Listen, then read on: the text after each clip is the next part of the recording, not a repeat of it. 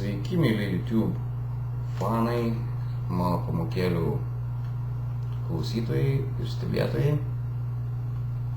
Šioje pamokėlėje mes mokinsimės, kaip pagroti labai liaudyje gerai žinomą ir populiarią Tado Blindos polkutę. Turbūt atsimenate iš senų Tado Blindos filmų. Būtent taip ir išpopuliarėjo ta polkutė, o taip pat liaudyje jį vadinama gegužinės polka. Iš tikrųjų jos yra labai panašios, Tado Blindos arba gegužinės polka. Iš principo skiriasi tik tai ritmika. Na, taip, pradedant groti Tado Blindos polką, mes naudosime antrą gamą. Tai jeigu, tarkime, suskaičiuojame nuo pačios, nuo do natos. Štai prasideda antra gama. Ir mūsų pirma nata bus mi, antros gamos nata mi. Būtent šitą natą, kad būtų aiškiau, kas dar nesusigaudo. Tai yra šeštas klavišas antroje eilėje, štai šioje eilėje. Šeštas klavišas yra mi nata, tai antros gamos mi nata. Tai yra polkutė grojama iš mi.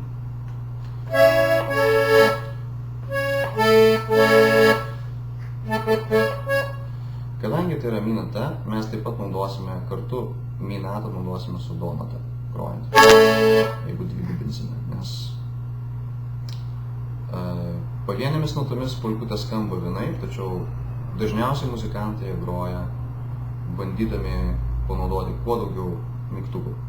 Ne vieną, ne du, bet stengtis pabandyti išgroti ją akordais, kad jinai skambėtų daug sobriau.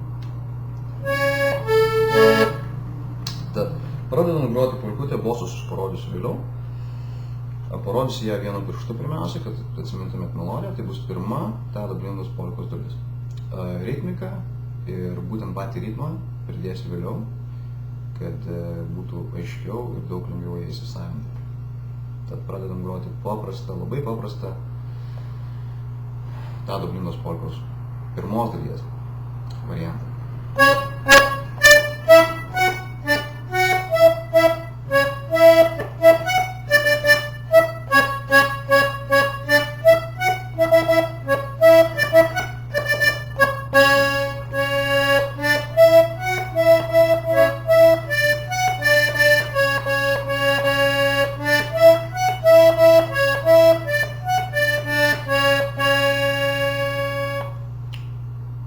Grojant dvigubom notom, tiesiog po du klavišus turėtų skambėti taip.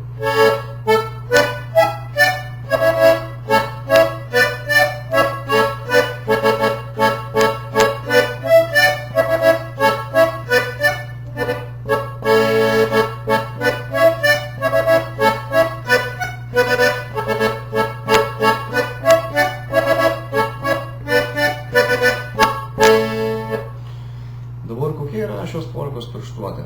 Vėlgi, grojant polkas dažniausiai naudojamasi visais keturiais pirštais. Yra paprasčiau išgroti ir geresnį greitį įgauname grojant būtent keturiais pirštais ir galima naudoti netgi įvairius akordus. Vėlgi priklauso nuo to, kurioje pozicijoje jūs esate. Tai būtent tokius pirštus reikia naudoti. Pasistengsiu paaiškinti.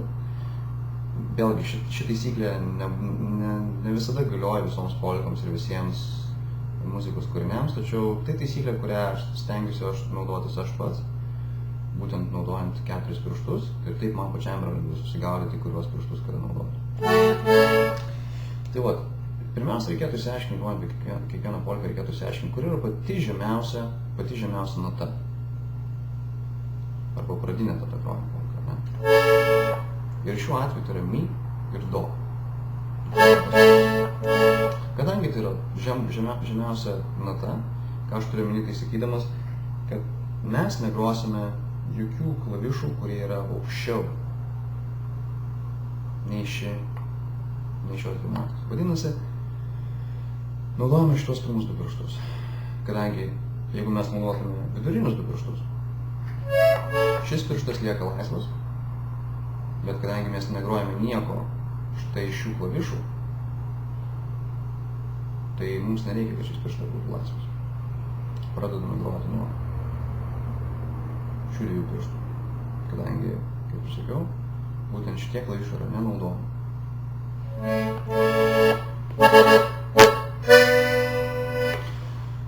Naudojant vidurinį pirštą, dažniausiai vidurinis pirštas naudojamas yra grojant natas tarp žemiausios ir tarp aukščiausios natos. Tai žemiausia yra kokia nata? Vėlgi do, mi, būtent šioje polikoje. Aukščiausia yra ši.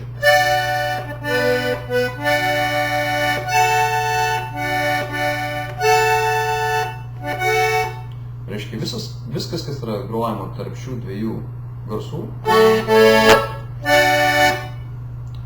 yra naudojami šitie 2 pirštai.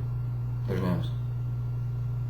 Yra lengviau, todėl kad kai naudojame šitos 2 pirštus, lieka šis pirštas laisvas. Jeigu kartais mums reikėtų grįžti truputėlį žemiau kažką pagroti, ir šis pirštas laisvas, jeigu reikėtų pagroti kažką aukščiau. Tai būtent, kai grojame vidurinės natas, kurios yra tarp žemiausios ir tarp aukščiausios, naudojame šitie 2 pirštai. Dažniausiai. Tai va, pabandom pagroti su šiokia tokia pirštuotė.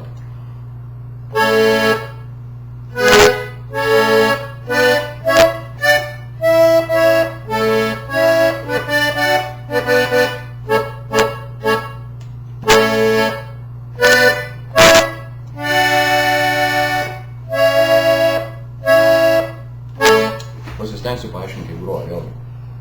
Šitie pirmi 2 pirštai, viduriniai,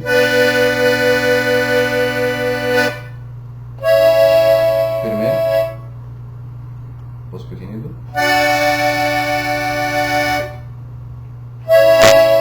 vėl 2. Vėlgi, kodėl mes grojame šias 2 natas skirtingais būdais. Pirmą kartą, žiūrėkit, dar kartą groti. Pirmą kartą, važiuojant žemyn, mes naudojame būtent šitos 2 pirštus. Todėl, kad dažniausiai nešokinėjame taip su pirštais. Nes jeigu mes šoksime su šitais 2 pirštais į šitą poziciją,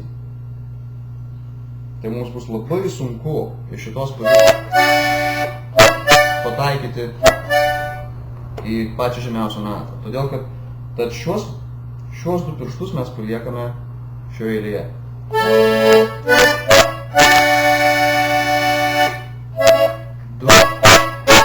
Naudojame šitos 2 pirštus, todėl kad šio piršto mums reikės laisvo grįžtant į viršų.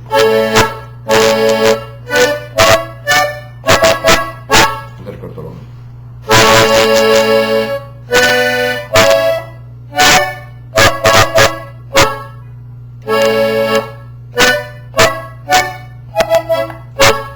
Ir dar kartelį. Nežinau, ar gerai matosi. Pirmi 2 pirštai, viduriniai.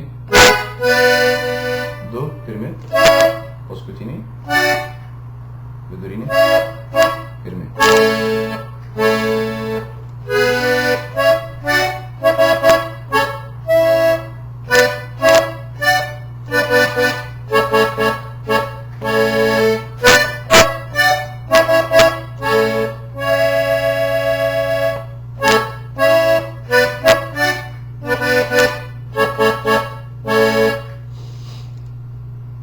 Iš tikrųjų labai sunku išaiškinti pirštuotę.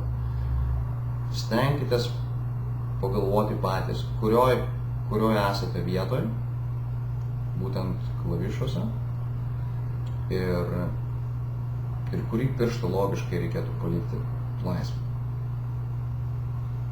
Vėlgi stengiuosi paaiškinti, nežinau, ar supratote, bet pirštuotė tai yra vėlgi skirtingas dalykas, todėl kad, kaip ir minėjau pirmoje pamokėlėje, kiekvienas muzikantas groja skirtingai, vieni muzikantai groja grynai su 2 pirštais, kiti groja su 3, treti naudoja visus 4. Priklauso labai nuo muzikantas. Man paprasčiausiai yra naudoti visus 4 pirštus, todėl kad yra įgaunamas geresnis greitis. Yra paprasčiausiai daug lengviau imti skirtingus akordus, groti solo ir panašiai ir panašiai. Pirštai priklauso nuo to, kurioje vietoje, kurioje būtent pozicijoje jūs esate. Na, o grojant polkutę pirmą dalį reikėtų pamėginti sujungti ir bosus.